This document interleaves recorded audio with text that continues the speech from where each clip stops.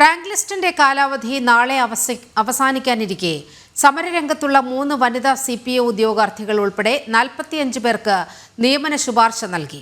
വിവിധ വിഭാഗങ്ങളിലായി 45 ഒഴിവുകൾ റിപ്പോർട്ട് ചെയ്തതോടെയാണ് നിയമന ശുപാർശ നൽകിയത്.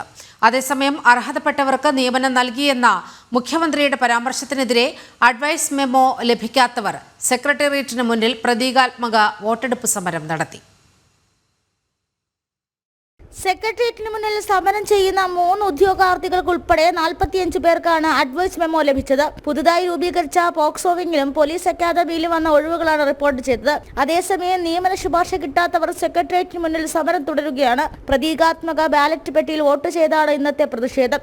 നമുക്ക് നമ്മൾ സമരം ചെയ്തത് അതിന് ശേഷമാണ് 304 പോക്സോ വിങ് പാസ്സാക്കി തസ്തിക വന്നത്. പക്ഷേ അതിൽ നിന്ന് നമുക്ക് ലഭിച്ച ആകെ 28 വേക്കൻസി മാത്രമേ ലഭിച്ചിട്ടുള്ളൂ. ആ 28 45 എന്ന് പറയുന്ന കണക്കെന്ന് വെച്ചാൽ 13 ക്യാമ്പുടൊപ്പം 4 LGD ഉൾപ്പെടെയാണ് 45 വേക്കൻസി ആയത്. അല്ലാതെ 45 ഫ്രഷായിട്ട് നമുക്ക് വന്നതല്ല.